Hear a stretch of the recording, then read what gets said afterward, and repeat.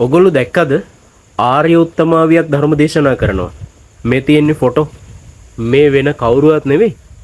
මීමන පලානේ සිරි ධම්මා අලංකාර කියන කෙනාගේ අනුගාමිකාවක්, ශ්‍රාවිකාවක්.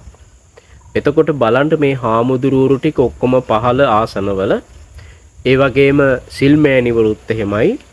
එතකොට මේ මාර්ගඵලලාභිනියක් කියලා කියන කෙනා ධර්මාසනයේ ඉඳගෙන සුදු ඇතිරිලි මත ඉඳගෙන මිනිස්සුන්ට ධර්මයේ දේශනා කරනවා. මම ඒකට මොකුත් කියන්නේ නැහැ.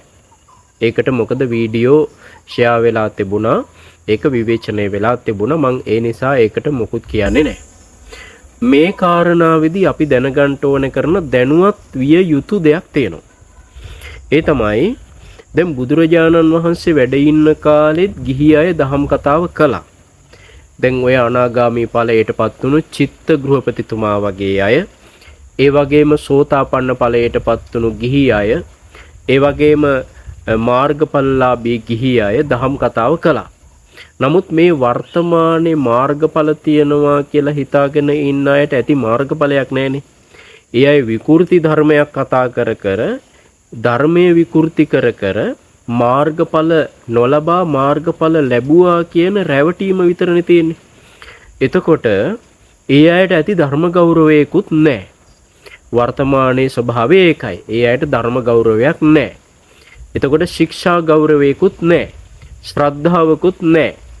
ඒ වගේම තමයි හික්මීමකුත් නැහැ. දැන් මේ වීඩියෝ වලට දාන කමෙන්ට් දිහා බලනකොට මේ මාර්ගඵල ලබාපු අය ඉන්න තැන්වලට යන අනුගාමිකයෝ, එතකොට ශ්‍රාවක ශ්‍රාවිකාවෝ අමුතිත්ත කුණුහරුපෙන් කතා කරන්නේ. එතකොට මාර්ගඵල අවබෝධ කරපු අය ගාවට යන උණුසුමුවක් තියනවද කියලා බලන්නකෝ. එහෙම නැහැ. ඉතින් ඒක නිසා මේ කාලේ තියෙන මේ පරිහානිය, ඒක තේරුම් ගන්න ඕන. මේක පරිහානියක්. මේක මේ ගිහි අයගේ පරිහානියක්. එහෙමනම් එහෙම පරිහානියට යන්න ඕනේ. මේ ධර්ම විනය තාම එහෙම් පිටින්ම තියෙනවා. තථාගත බුදුරජාණන් වහන්සේගේ පිරිසිදු ධර්මයේ තියෙනවා, ත්‍රිපිටක ධර්මයේ තියෙනවා, විනය තියෙනවා, ශික්ෂාපද ආරක්ෂා කරගන්න අවස්ථාව තියෙනවා, ගුණධර්ම දියුණු කරගන්න අවස්ථාව තියෙනවා, හරි පාරේ යන්න අවස්ථාව තියෙනවා. ඒවා එහෙම් පිටින්ම තියෙද්දි තමයි එක එක හාමුදුරුවරු පස්සේ ගිහිල්ලා මේ තමන් පටලැවෙන්නේ. මේ පටලැවිලි වලට අහු වෙන්න එපා. අනිත් එක තමයි අපේ හාමුදුරුවරු මේ කාලේ විහාරස්ථානවල ධර්ම දේශනාවලට ගිහි අය ගෙන්නනකොට, දැන් සමහර ගිහි අයත් යනවනේ පන්සල් වල බණ කියන්න.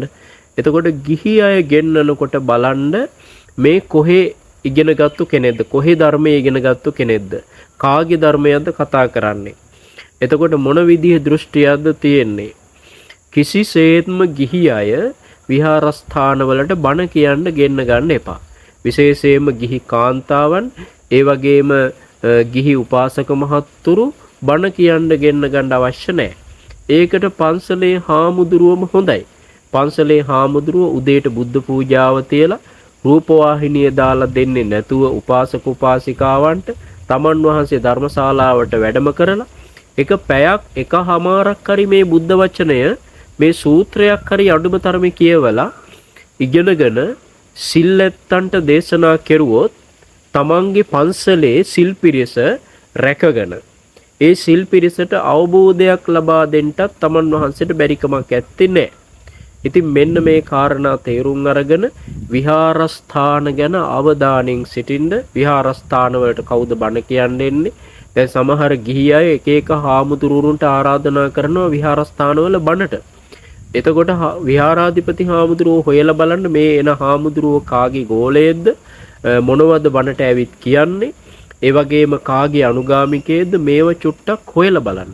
හොයලා බලලා තමන්ගේ විහාරස්ථානයට සුදුසු මේ තේරවාදී ධර්මයේ කියලා දෙන, ත්‍රිපිටක ධර්මයේ කියලා දෙන, පිරිසිදු ධර්මයේ කියලා දෙන, ගිහි ඇත්තන්ව ශ්‍රද්ධාව තුල පිහිටවන හොඳ හාමුදුරුවරු, ඒ වගේම සුදුසු භික්ෂුන් වහන්සේලා වැඩම කරවන්නට, ඒ වගේ අවබෝධයෙන් කටයුතු කරන්න කියන කාරණාව තමයි සිහිපත් කරන්නේ.